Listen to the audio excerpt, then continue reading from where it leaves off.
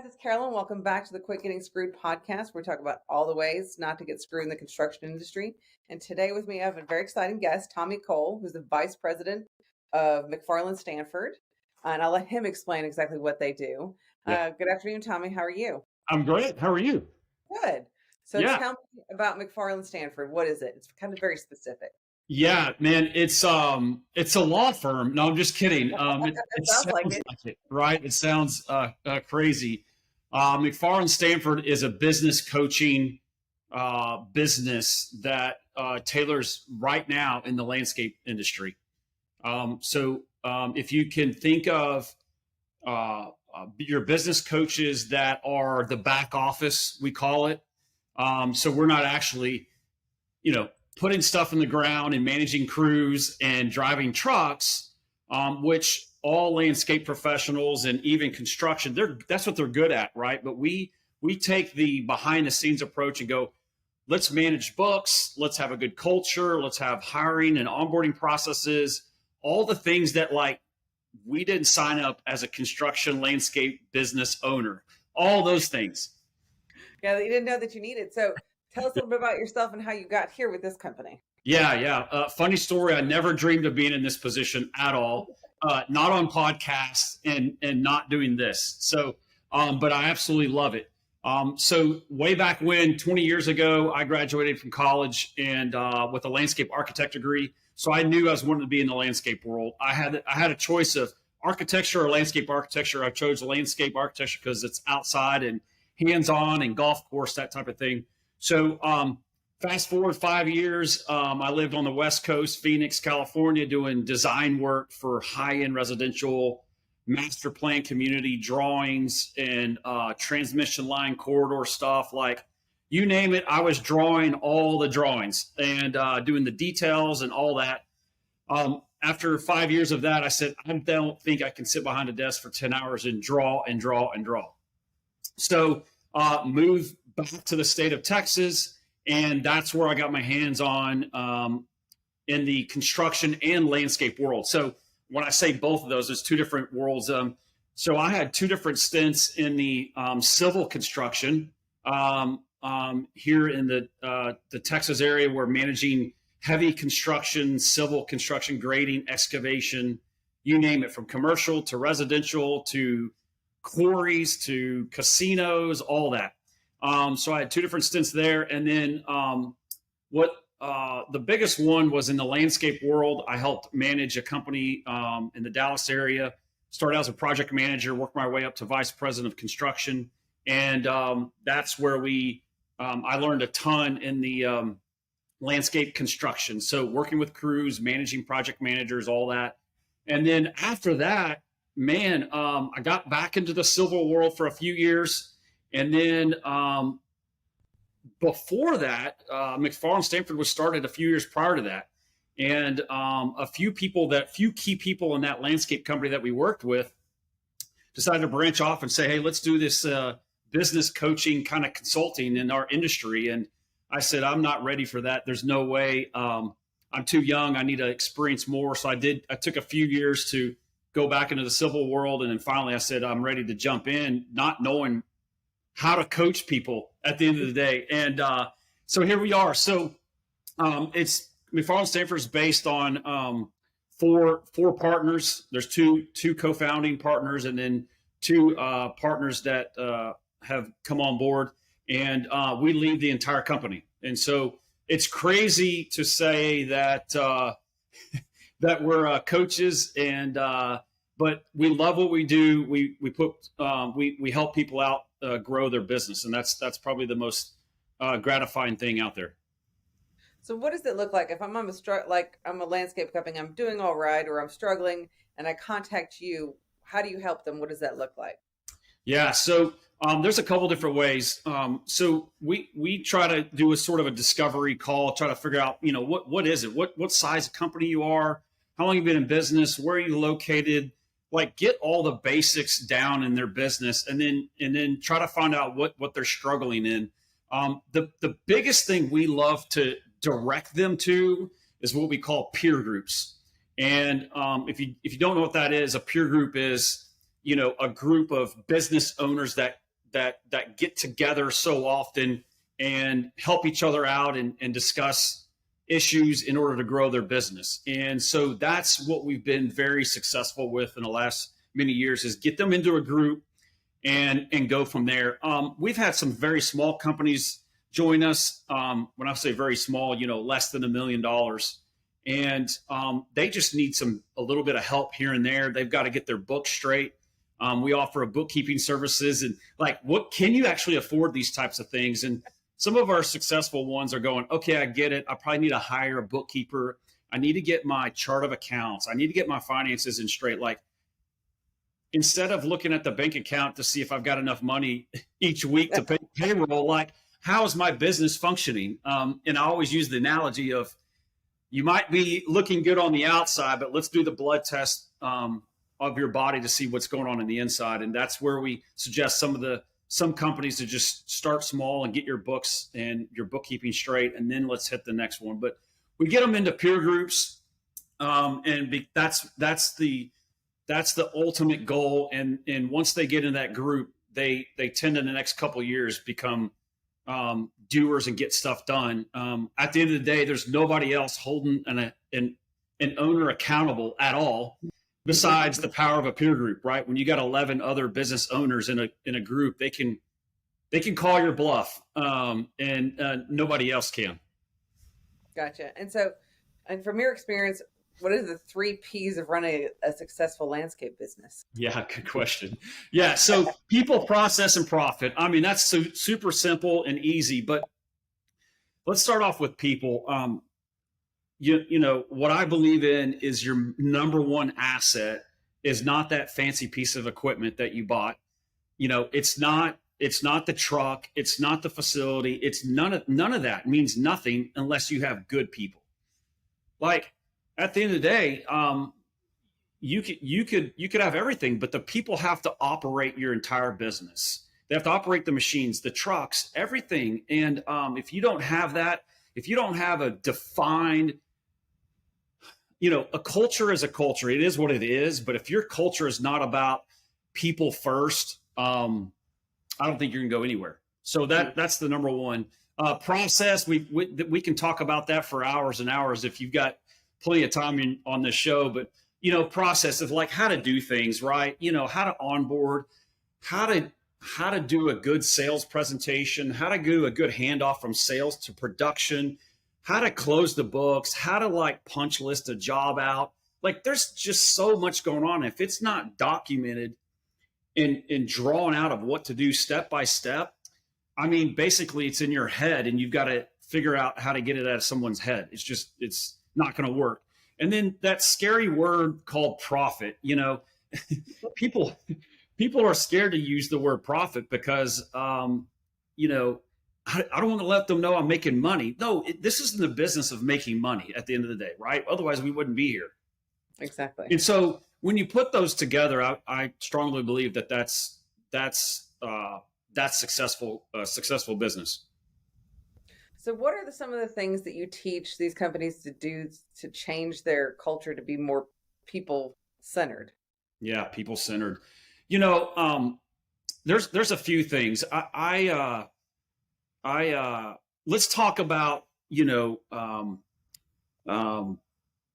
hiring and onboarding, right? So when you're looking to hire somebody in these roles, what are you doing? And I feel like the number one thing in hiring is the law of attraction. Does your company and your people draw good talent to your business? Mm-hmm. Right? The days of putting a sign up in your office or something that says now hiring, and people showing up are gone. Yeah, that doesn't happen anymore. It just doesn't. They just don't walk in this world we live in.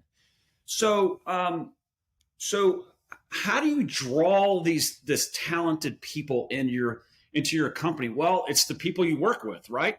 So are they happy? Are they successful? Do they refer other friends and family to come work there? Is there referral bonuses? Do you have,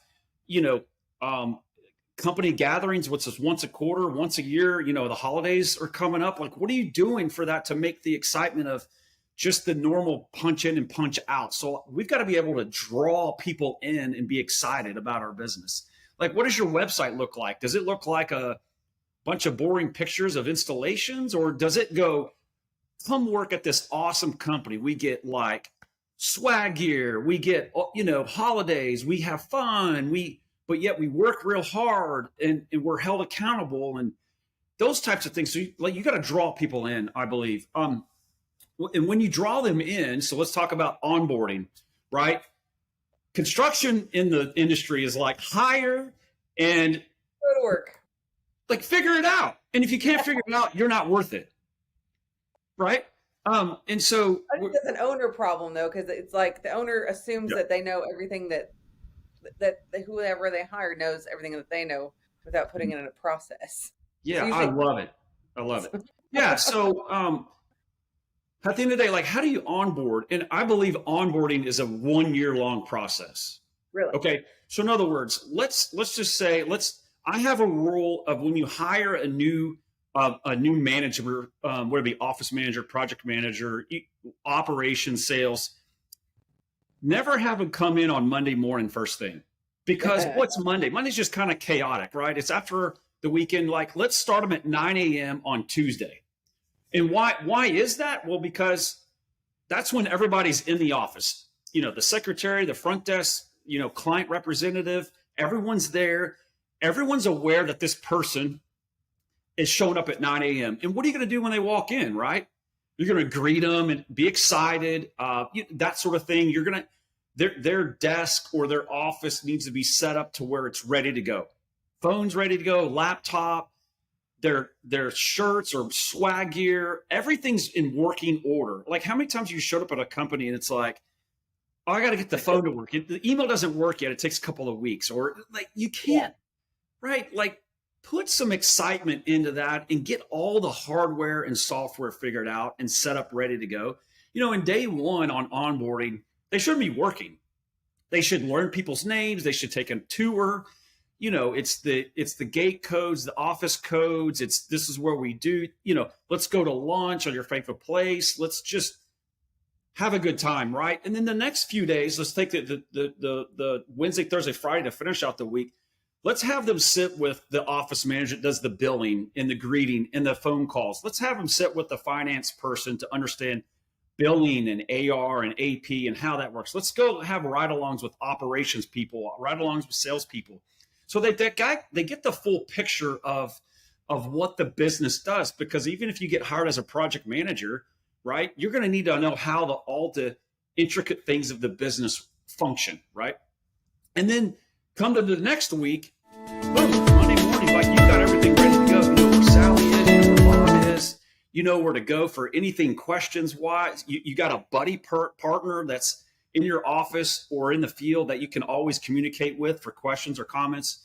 And then after 30 days, you need to follow up, 90 days, 180, and then boom, the 365-day follow-up. I feel like the onboarding is 1 year. And when you have a good, attraction of talent, and you're interviewing and you're on time to respond to these people that are, wanting to interview with you, and you're quick with your professional offer letter, all those sorts of things. And then you also have an onboarding. I mean, gosh, if you did that with every person, I feel like you're going to do some successful things. That's good. That's a lot that takes a lot of time though. Do you have pushback from your clients from implementing these strategies? No, not at all. Right. Because what do we do? What do we do is we hire someone and go, you're a project manager, get after it. Right. I go manage this job because I can't handle this project. Like, oh, wait, the job's over here. Well, how about we just can we slow down and get the budgets and get the schedules right and get everything figured out before we because usually when you're looking for someone to hire, you're kind of in panic mode, right? Yes. Someone left, right? But if you slow down and be methodical about it and understand it, I think a few days of onboarding will be successful for you in the long run. Well, and that's kind of the point of SOPs too. So like someone leaves and the next person can pick it up. But what does that look like in a landscape company? Like, do you do it for everybody? Just do operations? What does SOPs for a landscape company look like? Like SOPs, meaning you for onboarding. Well, just in the operating procedures, like, is there set for the field that they take with them, or Yeah. where are these written down? Where are they kept? How do we create them? Yeah. So my experience in the SOPs, let's take the field for instance, right?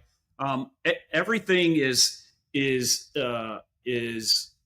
documented, and I'm a fan of the sort of the old school binder, right, where you've got stuff to look at, and it's laminated, and it's got the inserts, and this is just our Bible for everything.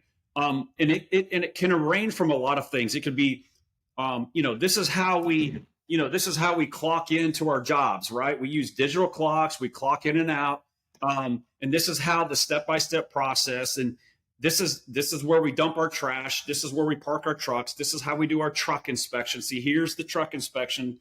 And when you have this sort of binder document that the crew lead would have, then it's up to the crew leader to be like, all right, crew member, this is how we go day by day, right? And so you're constantly training that person based on that document. Now, for office staff, I believe it's the same way.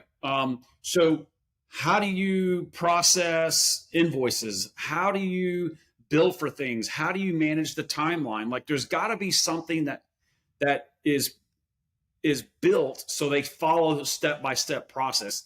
A lot of times construction companies or landscape companies don't take the time to build those types of things because it's like, listen, it's just not the sexy part of our business, right?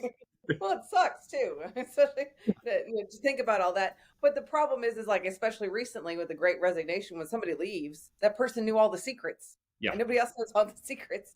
And now even if you find somebody else, you don't even know what to tell them to do. Right. Well, and that's a great analogy. I'm a fan of the word systematized. So how do you take your business and systematize it to where when that one person leaves, like, how do I take that next project manager and insert and go, here's the blueprint of how to be successful project manager, right? If they were to leave, I can insert a new one, right? But you got to create that blueprint. So it's one of those things that it goes back to job descriptions and defined roles, right? Absolutely. Do you have a job description? Okay, great. It's a little high level, 30,000 foot elevation, but it's super necessary. All the basics of a job description, but where it gets really detailed is the defined role. Like, what are the 5 to 8 things that this project manager is going to be graded on? Right? Okay. All right. Budgeted hours versus actual hours, right? Budget versus actual on materials, right? Timeline, deadline, client satisfaction, referrals, all those. Did you close the job at the end of the day? Did you hand off your project to the maintenance division to where now they can take care of the property? Like, so there's those things that I'm going to grade that project manager on. And if he or she hits those 5 to 8 things, well, dang, he's successful. Right. And when you manage your project manager, account managers throughout the year, and they know that those 5 to 8 things that they got to hit, when it comes time for their performance review, it's not a surprise. Yeah. Right. But oftentimes as business owners, we're like, it just depends on what type of mood we're in. Right. Or what have you done for me lately? Right. But it's not. But you should be able to have an idea how you're doing throughout the year and the ebbs and flows of managing projects or whatever it may be, to where when it comes to that performance review, you have a pretty good indication of what to expect. But I think it takes a lot of owner time too, because I don't know if that's a job that can be delegated, like what you're expecting. I think that is, at least in the very beginning, the owner's got to sit down and say, here's what I expect, right? Absolutely. Even if you have other people check in later, it's still the visionary. It's still the, Yeah. Well, and it's your direct, it's direct reports, right? That's what so if the owner's got, 5 direct reports, by God, that owner has got to make sure that they are doing the performance review every single year. And the performance review is not, it doesn't have to be dependent on money or raises. It's just, how is that direct report doing? Like, they need to be evaluated. And oftentimes we don't. What's that? I said they want to do a good job. They have to know that they're doing a good job, or if they're not, how to fix it. Yeah, that's true. And it's a two-way system, right? So the owner gets feedback, the direct report gives feedback, right? It's that's why the other thing I'll hit is I'm a huge fan of the one-on-one meetings. We call them one-on-one meetings in our business. And that's with your direct reports. So let's just talk about what we're referring to is the owner has 5 direct reports. I'm a fan of having a weekly meeting with your direct report every week. And you may sound like, well, that's a lot of time with your people. Like, that's 5 1-hour meetings every week. But quite frankly, it's not that bad when you need to get to know that person very well, right? And it's their idea to. You also talk about, professional development as much as personal development, right? Everyone has things going on outside of this office and work, right? And it may be going through tough family things that may lead to certain clues of like why Johnny's not performing that well. And maybe you can sort of help him out along the way but that's also the owner opening up to the direct report a little bit. So but quite frankly, the middle management that report to the owner, they want that 1 hour of undivided attention. Yeah. Like, I want to talk to the owner. I want to understand where he's coming from. What's the vision? How's it going? And if you're meeting with that person every week, you got to have an idea of what's going on. And if those 5 to 8 KPIs are determined, then when you go into the one-on-one meetings, you kind of have an idea of how Johnny's doing, right? Mm-hmm. So it's just, hey, give me up, like, how is it going? And how we do one-on-one meetings is the past, the present, future. Hey, Johnny, what happened last week? Like, how's it going? Man, I working on these 2 jobs. The client's getting a little crazy with me. Okay, tell me more, right? And then, what's going on now, Johnny, till now? Johnny, what's going on next week? Like, what's in the plan? What are you preparing for? What do you think you'll get done? So those one-on-one meetings every week, which tie back to people, oriented business, that are your number one asset. If you spent, 1 hour a week with those 5 people that are pretty important to you, that's you taking the time and the investment in those 5 people that can make or break your company. Absolutely. So the other word you said is profit.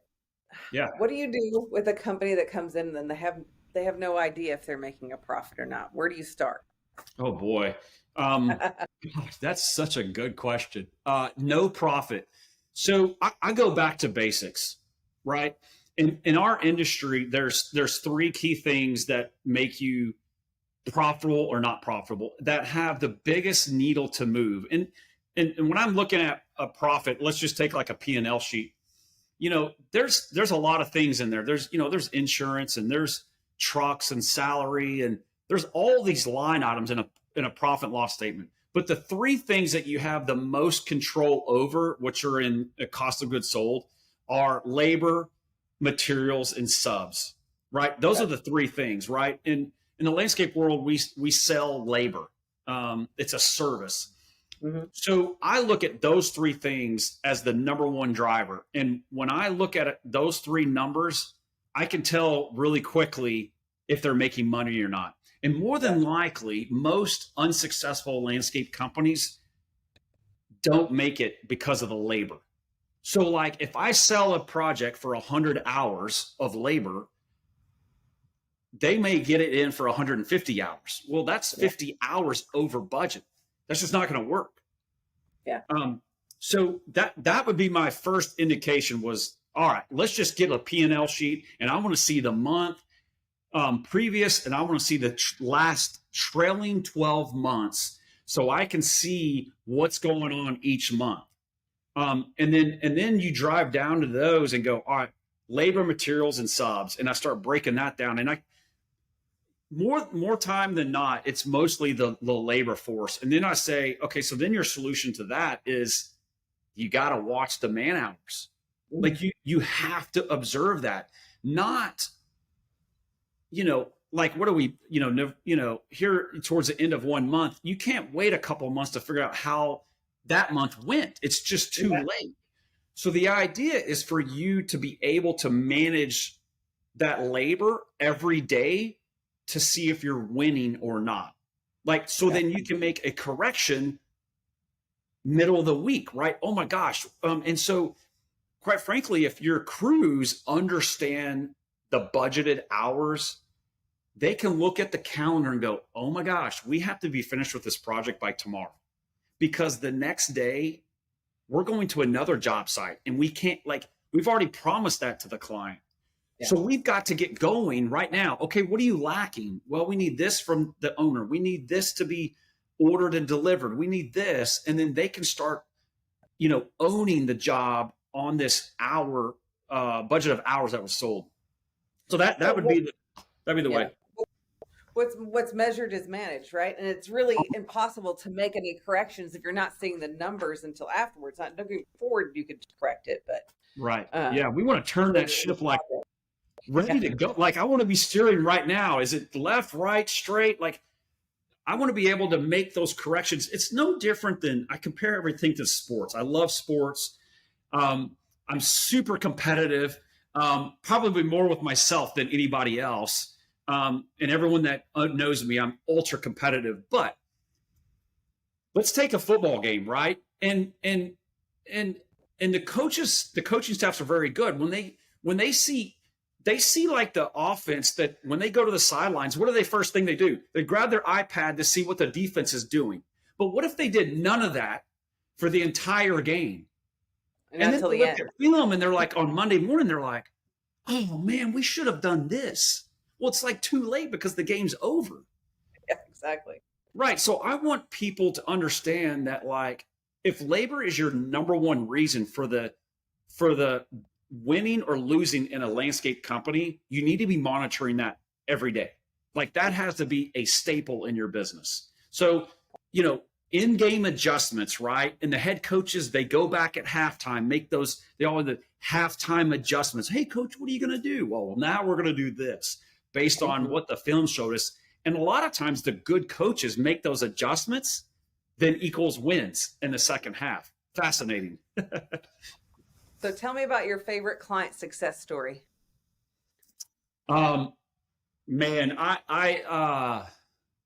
okay, I got two. Small client, far South Texas.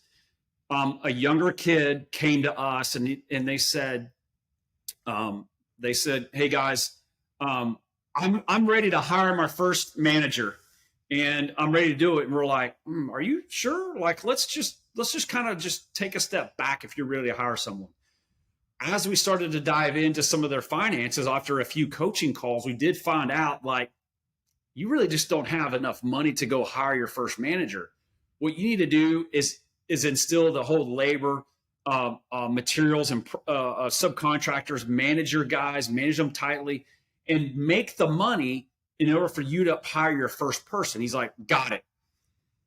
6 months go by, 8 months go by. Cool. We're watching his books because he hired us as bookkeepers now. And he's like, I'm ready to go. I'm like, you're ready, dude. Like, you can afford. Boom. First hire. Got it. Successful. 6 months later, he jumps into a peer group. As of today, he's in a peer group. He's grown so many more millions of dollars than he was starting. And he's a young kid that's driven and successful. He just didn't have the knowledge of, like, when can I hire someone and what do I need to do next? He's really good at the landscape, can build incredible stuff, just didn't know how that experience. And to this day, he's a great client of ours, and we love him to death. One of the other stories is working with a client up in Colorado. They've been growing. The head of that company is non-landscape professional, comes from a different world, and they have grown so much. It's just it's unfathomable what they do. And I remember helping them coach before COVID, during COVID, and after COVID, when they didn't know if they were going to keep the doors open at all. And they kept figuring out ways to service their clients. They kept figuring out, huge turnover of their entire staff, maintenance and install divisions. Couldn't and finally what they really were successful was grooming people that they had in their organization ready to take the next level. Mm-hmm. And it all started with a sales design person, and she worked her way up, and now she pretty much runs the ship in the install world. And just a few weeks ago, we were in Banff, Canada, with all of our clients. We go somewhere fun every year, and we still learn and understand. But he became our ACE Peer Group Member of the Year. Super profitable. He's got several people that run his organization, and they're extremely happy now. Granted, they still have their little issues, right? They still work on. They're not perfect, but it's good to see them from 2018 to now 2023, 5-6 years later, to kind of get through their thickness of issues, of turnovers, and now they're successful. Like, that gets me goosebumps, really, of seeing the success of our clients through that. That's awesome. So if somebody wanted to learn more about your firm, where would they go? So, yeah, good question. Go to McFarlandStanford.com, all spelled out, all one word. Go find us. We're all over social media, LinkedIn, Facebook, Instagram. I've also got my own podcast called Roots of Success. I love it. I never thought in a million years I'd stand up here and do this.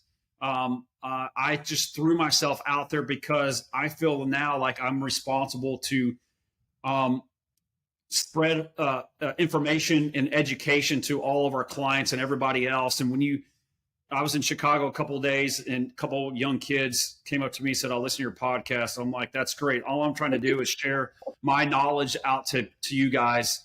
And so go check us out, and we'd love to connect with anybody. Awesome. We'll put all that in the show notes too. Yeah. But thank you so much for being on the show. I appreciate it. It's great. So look forward to the next one, hopefully. And you're such a great host. Oh, thanks.